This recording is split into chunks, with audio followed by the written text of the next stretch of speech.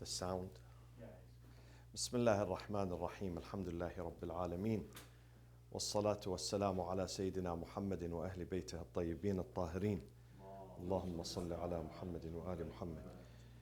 So tonight is going to be the last session on Imam Ali's era, the period of legislation during Imam Ali's time, and then we move next session to other periods, inshallah. But in this period, we're going to conclude with what had been achieved during the time of Imam Ali. And one of the things that had been achieved during these 30 years, what was the time the era begins? What year? 11? Exactly, 11 until 40, so about 30 years.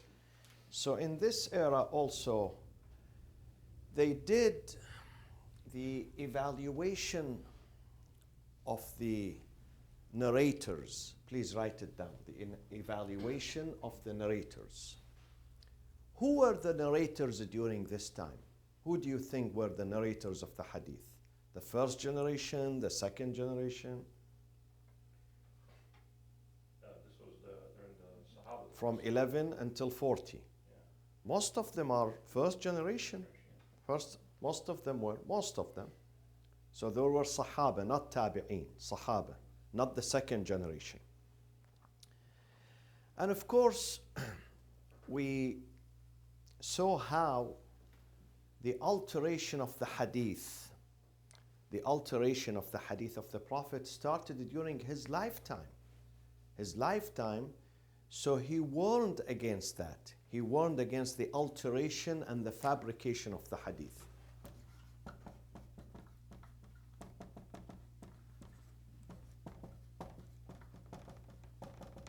He warned against that. In many of his sayings, the Prophet warned that لَقَدْ كَثُرَتْ عَلَيَّ الْكَذَّابَ. Imagine, this is even before the death of the Prophet. He says, the number of the liars against me have increased. كثرت, have increased. فَمَنْ كَذَبَ عَلَيْهِ, those who attribute false sayings to me, they say, we heard the Prophet saying such and such, they attribute falsely. فَلْيَتَبَوَّأ means let him book his. فَلْيَتَبَوَّأ means booking. Booking what? First class seat, business class seat. فَلْيَتَبَوَّأ مَقْعَدَهُ مِنَ النَّارِ. in the hellfire. If someone attributes a saying to me that I never said, or changes my saying, sometimes it changes. So in this era, Imam Ali's era, the evaluation of the Assalamu alaikum wa rahmatullah. The evaluation of the Sahaba who narrated the hadith started during this time. And it was Imam Ali who said we have 4 categories of narrators. 4 categories. 4 categories of narrators of hadith. This is in Nahj al-Balagha. This is his khutbah, his sermon, in chapter 3, Nahj al-Balagha, for Ibn Abi al-Hadid, the one that I mentioned to you a few sessions ago. Sharh Nahj al-Balagha, that is specific book of Ibn Abi al-Hadid al-Mu'tazili, if you still remember the name. That gentleman explained this book. Nahj al-Balagha is only one book. We have it downstairs. It's only one book. But the sharh, the explanation, has many shuruh.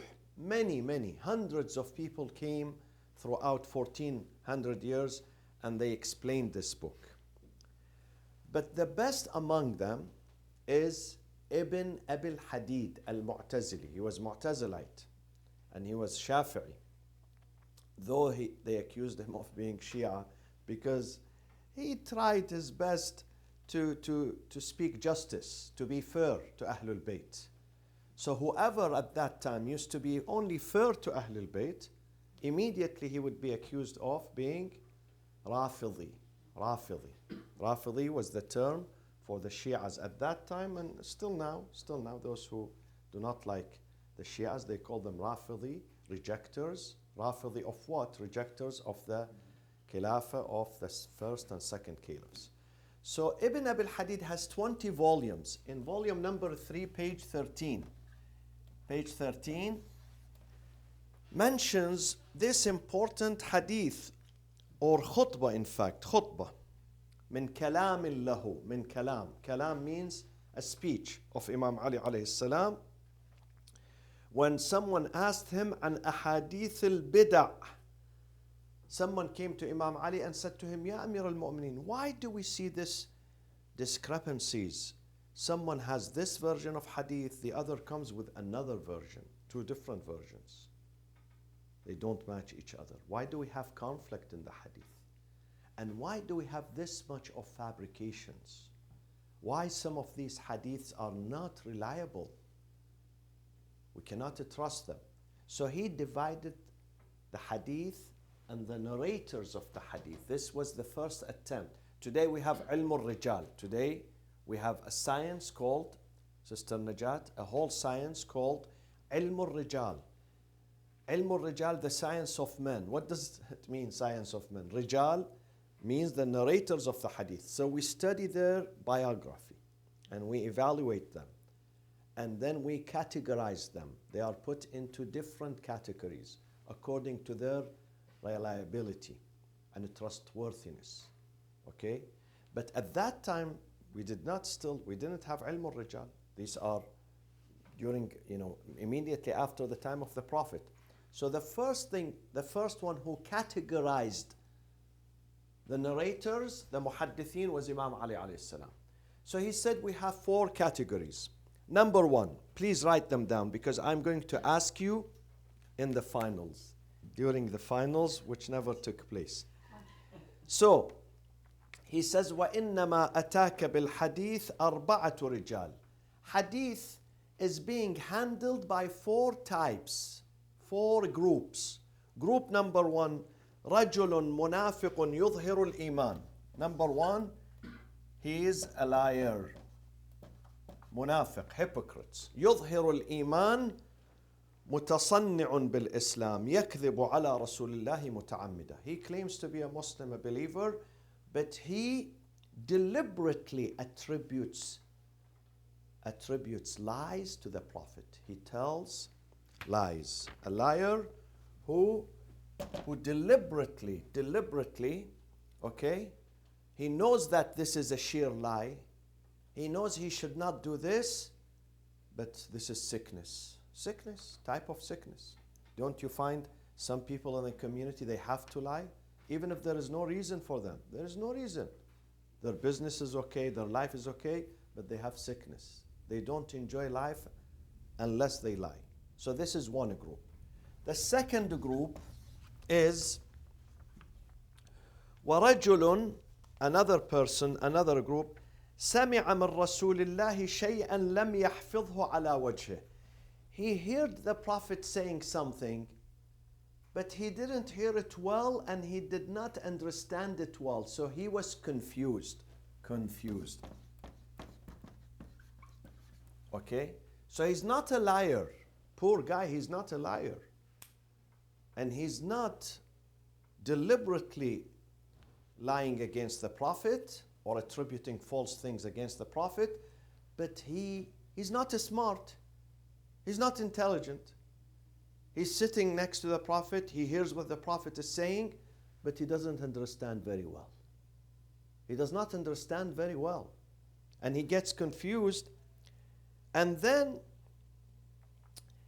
he transfer that to the people, but he transferred wrongly because he didn't understand the hadith of the Prophet. He didn't understand it. He was confused. He was not smart enough. Even we find this today. Someone, a speaker, gives a speech. Group of people are sitting listening to him, each one leaves with certain impression. Some of them say, oh, didn't you hear him? He said this. The other one said, no, he didn't mean this. He meant that. Exactly the opposite. Two different impressions, okay, from the same person. They heard him live. They were sitting there, but they leave with two different ideas that conflict with each other. We have it today. We have this today. So we had it during the time of the Prophet, though the Prophet ﷺ was very keen on explaining himself very thoroughly. He was a good teacher, brilliant teacher. He had a very brilliant eloquence, and he would make sure that to express himself without ambiguities, but some people still don't get it. They get confused. That is the second group. He's not a liar, but he's unreliable because I have a friend in the community. If he wants to tell you, let's say, take Freeway 605, he tells you, take Freeway 405 instead of 605 or 710. If he wants to tell you take 60 east, he tells you take 60 west. He sends you the exact opposite. He's unreliable in giving address. Don't listen to him. I have him for 30 years. 30 years. He has a problem. He has some problem. He doesn't want to confuse you, but don't listen to him. Some people in the community are bad source of news. Don't listen to them. We have them in the community. I know them very well for 25 years now. I don't listen to them. If I want to get confused, I listen to them. If I want to be safe, I don't listen to them. So this is a problem. So this guy is confused. What is the third category? Third category is a person who listens to half of the narration and he forgets the other half. So he listens to only half of the narration. Half of. Like what? A clear example of this is when someone listens to Ashhadu Allah ilaha, but he does not listen to the rest. Illallah. If you say Ashhadu Allah ilaha, I bear witness that there is no God. This is polytheism, shirk, kufr. But you have to listen to the second part immediately. Illallah, accept God. Accept God. So you have to listen to the full sentence. They don't listen to the full sentence.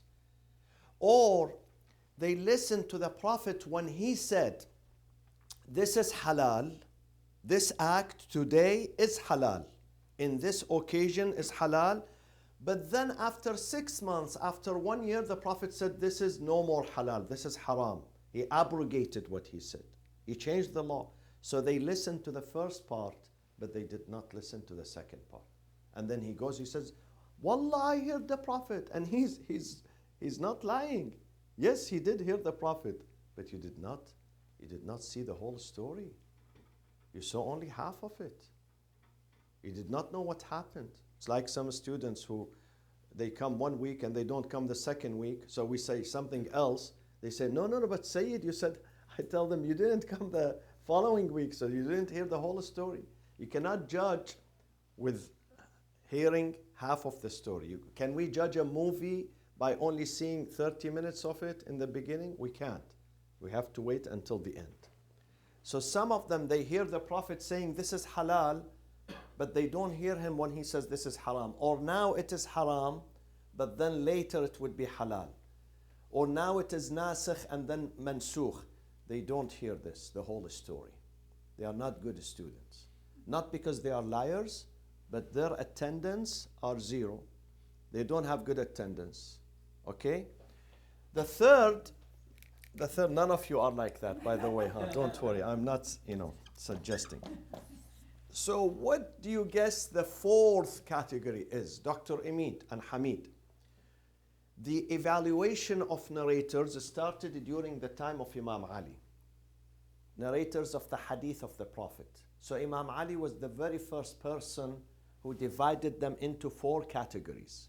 This is preliminary ilm al-rijal, the basis for ilm al-rijal. Now ilm al-rijal have developed and it went into many details.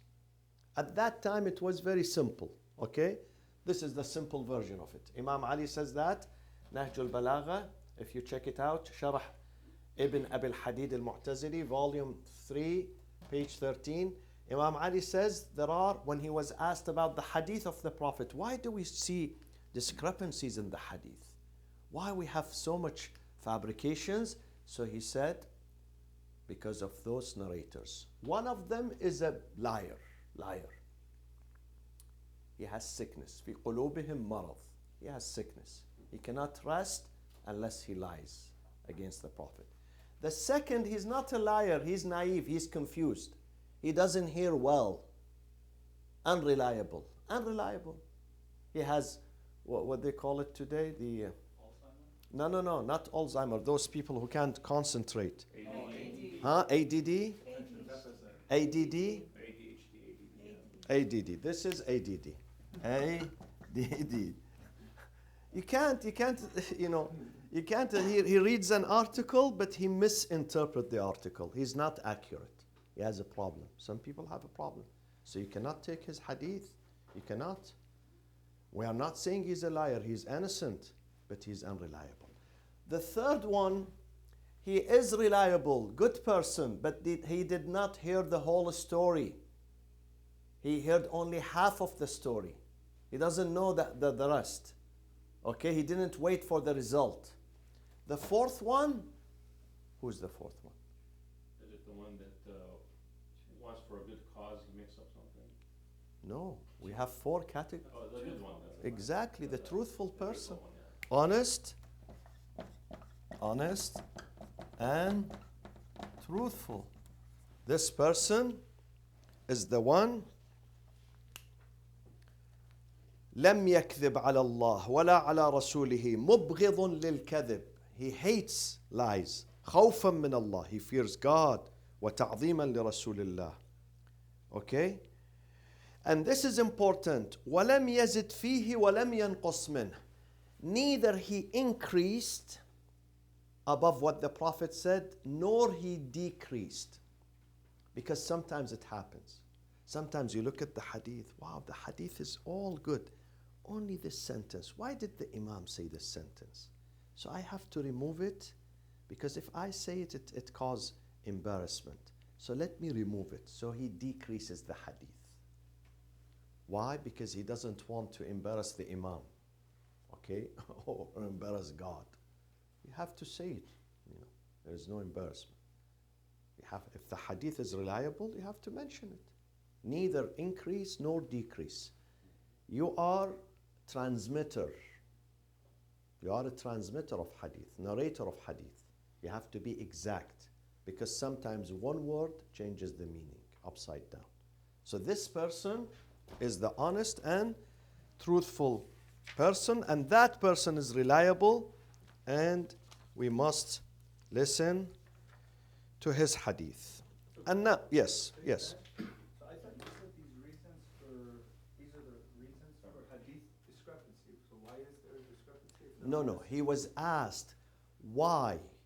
Ya Amir al-Mu'mineen. Why do we have bid'ah, innovations? Why do we have falsifications in the hadith?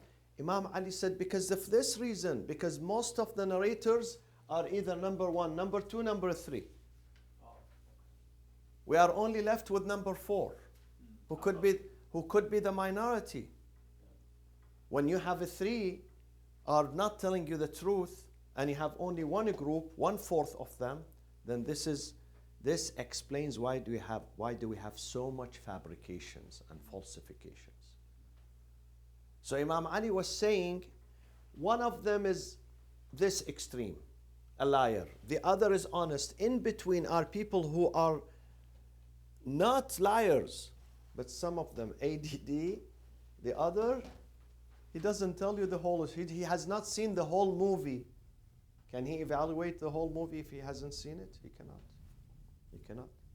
If someone tells you, evaluate this book, and you read 3 pages, and you tell him good, this is not right. You have to read it from cover to cover. And then the other thing, any question here? in this era also, we witness the documentation of the legislation. See, my friends, don't forget, we are reading the history of Islamic legislation, tashri'. In this era of Imam Ali, at the time of the Prophet, the Prophet was muallim number one, the first teacher. People have a problem, they come to the Prophet and they ask him. Because he's there, he's the source of knowledge. He's the source of knowledge. Some of them will write it down, the answer, some of them don't. They walk away. He asks the questions, like today. Some people, they put it down on paper in case they forget, or they want to gather it in a book. Some people walk away. He listens, and the same thing happened during the time of the Prophet. But after the Prophet, the time of Imam Ali, which lasted from 11 until 40, many people started to write down and present their writings. Though they could not print it in this form, in mass production, you have one copy of that book. But at least they used to put it in a book and preserve it for next generations to go and see the book and get the answers in this book. So we had many books written during this era, 30 years. I'm going to mention only the main ones, the one which had huge impact on the process of legislation, tashri'. One of them is the directive of Imam Ali alayhi salam to whom? The covenant, the letter of Imam Ali. Kitabuhu ila, very famous. Malik al-Ashtar. This directive, the ahd, they call it ahd. Ahdul Imam. Ahdul Imam Ali ila Malik al-Ashtar. Malik, please write it down, Sister Najat. Malik Ash, how do you put Ash? H-T-A-R. Malik al-Ashtar, okay? Malik al-Ashtar, a very reliable disciple of Amir al-Mu'mineen. Very honest man, a man with integrity, with devotion to Ahlul Bayt and to Imam Ali alayhi salam. So Imam Ali sent him to where? What country? To Egypt. And before sending him, he has to counsel him and give him some advice, because he has not been a governor before. He didn't go to school of Harvard, Kennedy School of Diplomacy or whatever, you know. He doesn't know anything. So Imam Ali had to sit with him and give him ahd. Ahd is a letter, is a directive. How to deal with people there. That is one of the most beautiful directives that have been written in the history of mankind.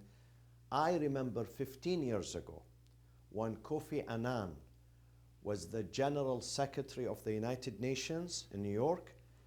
He asked the Arab leaders, Arab leaders, go to your history and to your libraries and read the covenant of Imam Ali to Malik al-Ashtar, because he himself was enchanted with this directive. He thought that the Muslims, they came from nowhere, desert, they have no history, they have no education. Why? Because what he's saying, what he's seeing today, when you look at some Arab countries, this is what you come up with, that those people came from jungle. But then he discovers there was a man called Imam Ali, and he wrote this to his governor. So he asked them, I remember it was in the news, that Kofi Annan appealing to Arab leaders to read and abide by the covenant of Imam Ali to his governor, Malik al-Ashtar. If you have time, tomorrow, after tomorrow, please Go and have a look at this. It's everywhere. Just put Covenant of Imam Ali or Directive of Imam Ali to Malik al-Ashtar, you find it. You go to alislam.org, to many websites.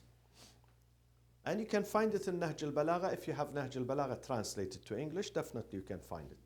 Very beautiful covenant. Wasaya. And we also, though we are not governors, but we have families, we have neighbors, communities, we should know how to deal with them, with justice, with fairness. And there in that covenant he says, فَإِنَّ النَّاسَ فَلَا تَكُنْ عَلَيْهِمْ سَبُعًا ضَارِيًا. You are not like a beast there to take advantage of them and prey on them and just there to punish them. The Amir, the leader, the president is not to punish people. You have to be merciful. You have to understand their needs, their situations, unlike what is happening today. People are in the streets, peaceful demonstrations, they use fire against them. How many people were killed in this countries, just last 2 months? Imam Ali says, فَلَا تَكُنْ سَبُعًا ضَارِيًا عَلَيْهِمْ. Sabu' means a beast, a lion, who's hungry, he wants to prey on this victim and that victim. فَإِنَّ النَّاسَ. Here he says this universal golden line of Imam Ali. فَإِنَّ النَّاسَ صِنْفَانِ إِمَّا أَخٌ لَكَ فِي الدِّينِ. فَإِنَّ النَّاسَ صِنْفَانِ. They are of two types. صِنْفَانِ إِمَّا أَخٌ لَكَ فِي الدِّينِ. إِمَّا أَخٌ لَكَ فِي الدِّينِ. Either they are your brothers in religion, أو نظير لك في الخلق. Nadir is equal. If he's not Muslim, he's an equal in creation and humanity in this directive. So please, when you have time, I urge you to go and read this directive that has been given to Malik al-Ashtar when he went to Egypt. But unfortunately Malik al-Ashtar was assassinated when he arrived in Egypt. He was assassinated by the forces of Muawiyah, and then Imam Ali sent Muhammad ibn Abi Bakr. Muhammad, biologically, he's the son of Abu Bakr because his mother is Asma. So he didn't even see his father. He was maybe less than 2 years when his father died. So Imam Ali married his mother, Asma bint Umays. So he raised him. So biologically, he's the son of Abu Bakr, but spiritually and morally, he's the son of Imam Ali. So Imam Ali sent Muhammad ibn Abi Bakr instead to Egypt. So this is one book. This is one book that emerged during this era, which is part of legislation. This is not about tahara and najasa. It's about what? This book is about what? Huh? Governance. This book is about governance, political governance. Hukuma. How to rule, how to deal with those who work for you in the office, with people in the street, with those who are disobedient. How do you deal with them? When you have public mutiny, what do you do? People, do you open fire on them? There must be some reason. Not all people are evil. Some are evil, maybe 1%, 0.5%. But the rest, they have needs, so you have to listen to them. And Imam Ali tells them how to listen, how to keep listening. Your job is to go and walk in the streets and observe and find out and interview people and talk to people and tell them what can I do for you as a leader, which is not happening anywhere.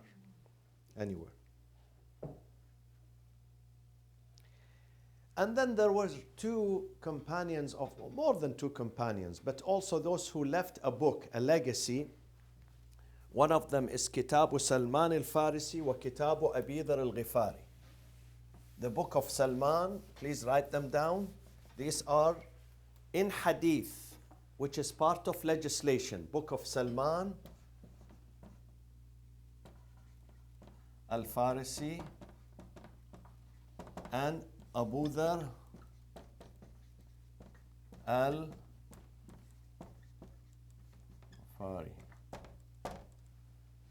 Book. In hadith, of course. These are books of hadith that transpired from this time. And also there was a book related to Diyat by Imam Ali alayhi salam. Book of Diyat. And I tell you what's the meaning of Diyat. Book of Diyat. Diyat, my friends, are the penalties. Diya. The singular is diya, plural is diyat, and it is mostly penalty, but sometimes penalties that you have to pay, but sometimes has a specific meaning, which is a blood money.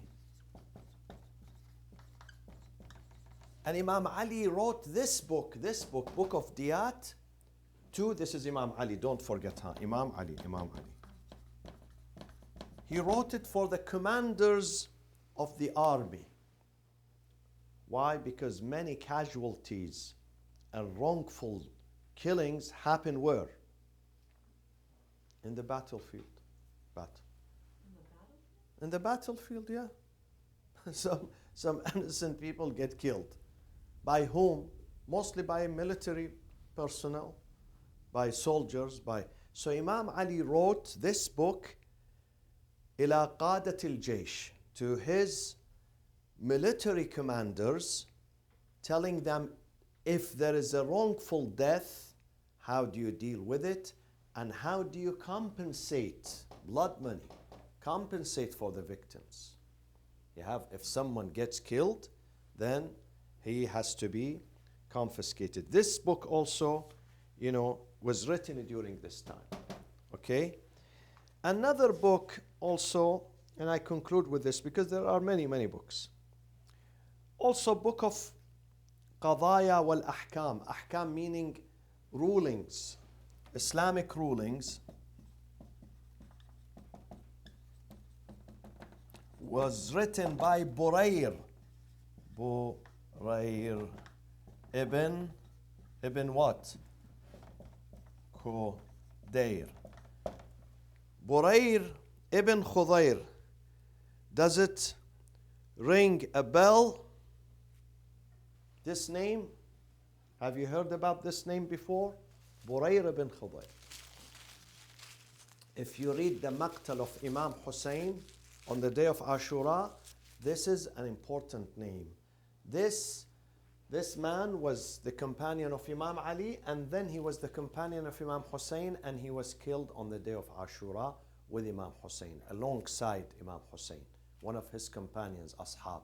Burayr ibn Khudayr, a very learned man. He was killed year 60 in Karbala, and he's buried in Karbala. So also he has a book of Islamic rulings, Kitabul Qadaya wal Ahkam. And then there was another one who was the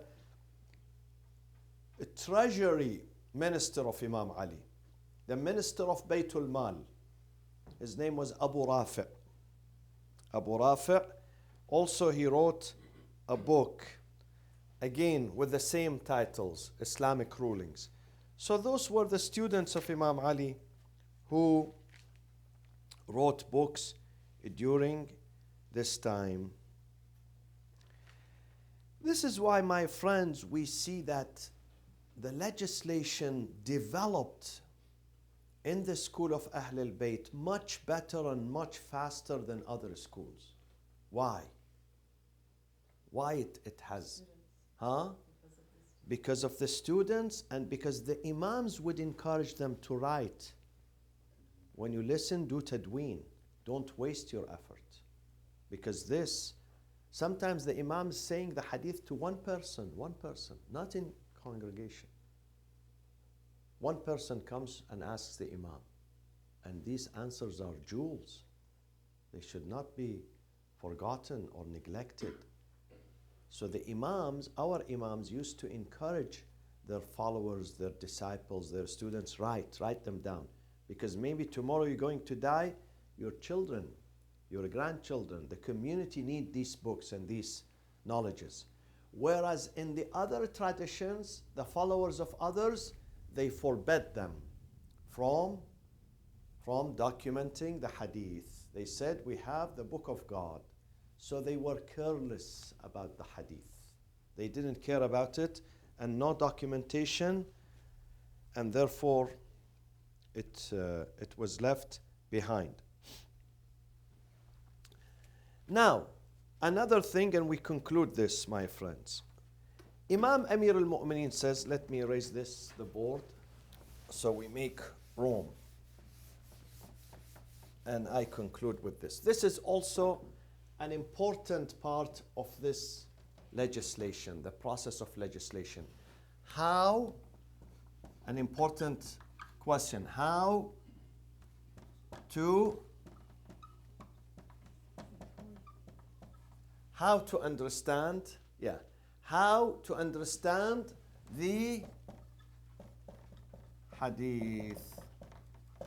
How to understand the hadith, How to understand the hadith. How do you understand the hadith?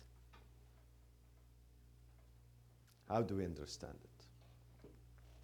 Imam Ali says, I give you some tips. في فهم الرواية.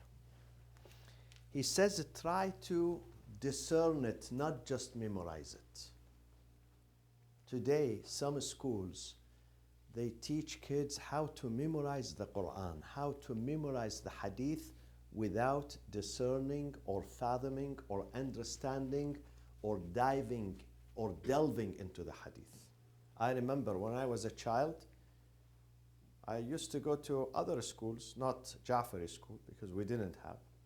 The government school was not Shia. So they used to teach us in the Islamic studies class hadiths one after the other, but the teacher never explained the hadith for us. Just memorize, memorize, memorize, memorize. Imam Ali alayhi salam says, اعقلوا الخبر إذا سمعتموه عقل رعاية. I'll explain it. If you know Arabic, write it down. I'll explain it. اعقلوا الخبر. اعقلوا الخبر إذا سمعتموه عقل رعاية لا عقل رواية. اعقلوا الخبر. اعقلوا. اعقلوا means what, my friends? Discern. اعقلوا, discern. Try to understand the khabar, the hadith.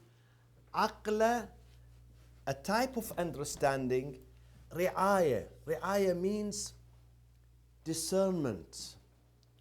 Analyze it. Reflect on it. رعاية means reflection. Reflection. Meditation. Distinguish it mentally. Distinguish it mentally. Distinguish.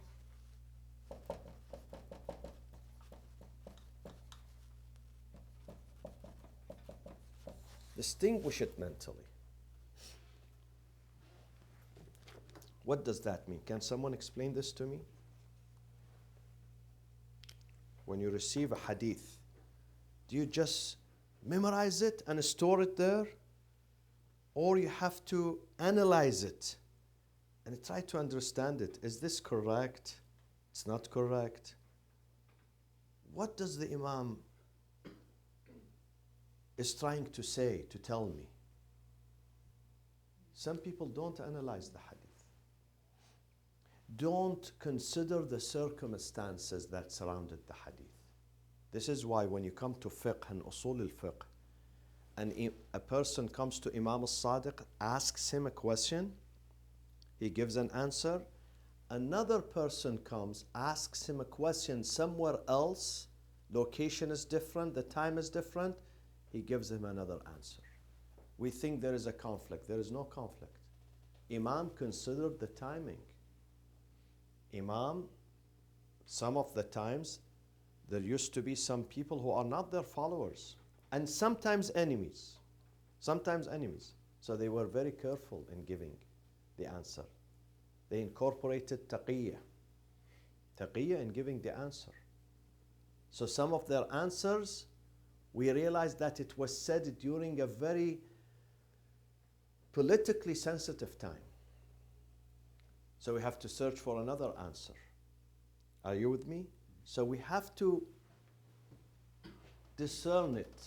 اعقلوا الخبر إذا سمعتموه. When you hear it, عقل رعاية, meditate, reflect, weigh it in. لا عقل رواية, not just to transfer. Don't just transfer verbatim. Because you are not just rawiya, you are rawiya and a scholar.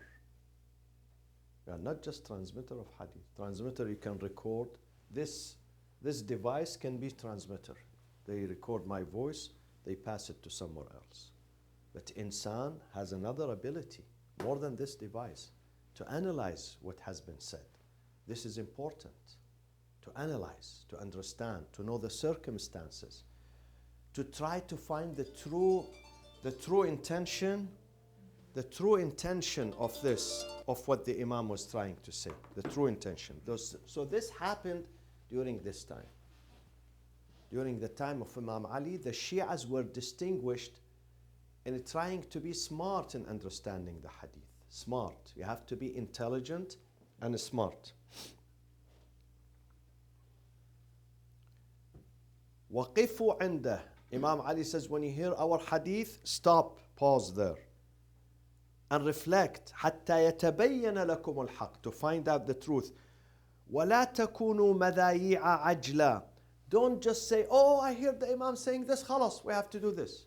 Be careful, be careful, be careful. Study the hadith. Try to find our intention. Try to find the intention of the hadith. The second thing the Imam said to his followers, so this is number one. This is number one. How to understand the hadith. Okay? The second thing during this era, it was the emphasis on narrating from Ahlul Bayt, the family of the prophets. Get the narration. Number two, get the narrations from reliable sources, which is Ahlul Bayt.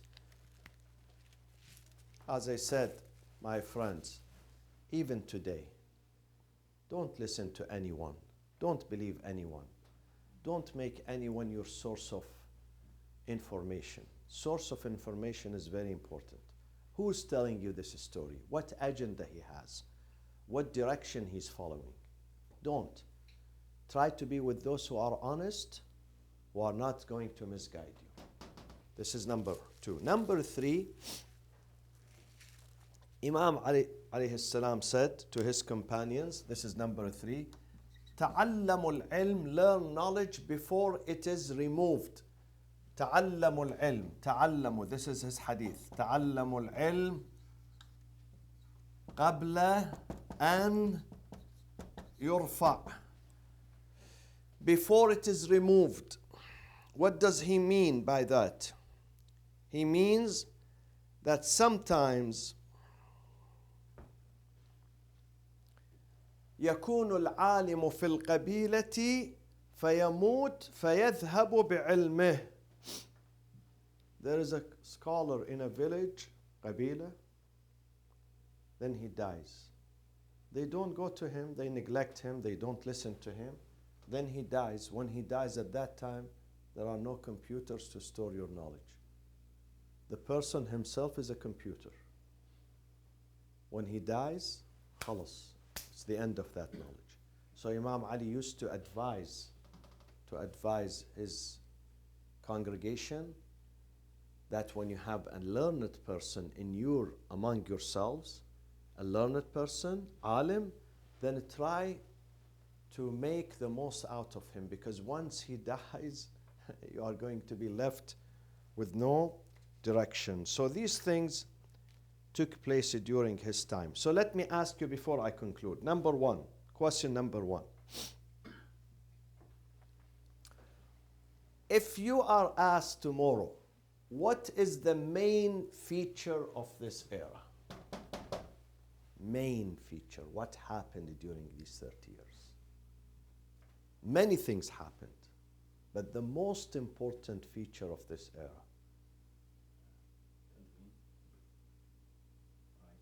Protection of documenting. Let me give you a clue. Filtering too. There were two schools with two different names. One of them depends on this, the other depends on that. Text stuff in you.